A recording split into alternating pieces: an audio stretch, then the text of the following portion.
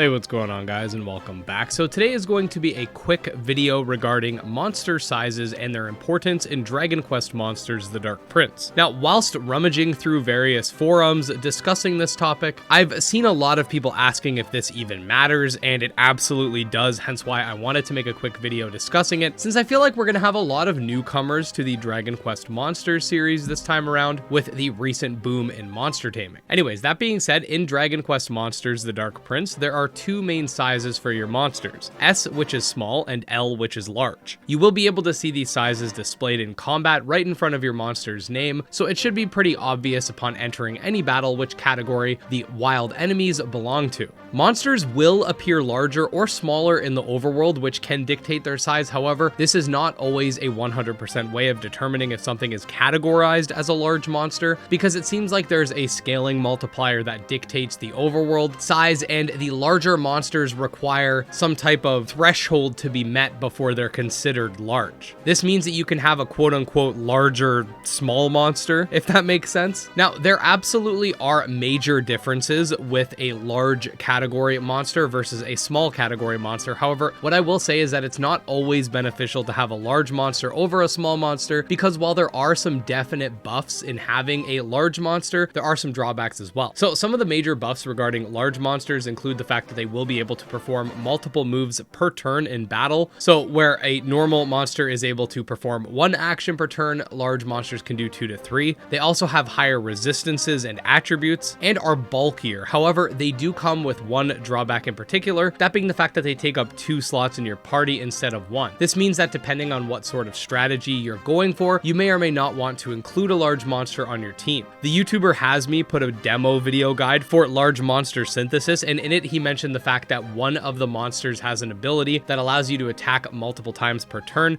So that's a case where it would not stack. So you'd want to have small monsters over large monsters. And of course, there are going to be other situations like that as well. With this game having over 500 different monsters and a ton of nuance with talent points, traits, and all the other complex systems on the back end, there are going to be tons of different combinations of teams, some involving large monsters, others not involving them at all. I'm not going to dive too much into this because things could definitely change, but it seems like large monsters could be synthesized using other second generation large monsters, which means that you'll have to find large ones in the wild and then breed them. However, that being said, I'm trying to focus on guides for beginners first, then we can dive into the more complex systems as everybody's getting used to the game itself. As time moves on, the pros that have been playing the Dragon Quest games since the 90s will surely find some craziness with all of the intricate systems that exist in this game, and I'm sure we'll learn even more about these different sizes and how they can be bred and whatnot. But for now, this is the basic gist of what you need to know regarding monster size to get started. If you see monsters that are much larger than their usual selves in the overworld, make sure to interact with them, because they could potentially be a large monster,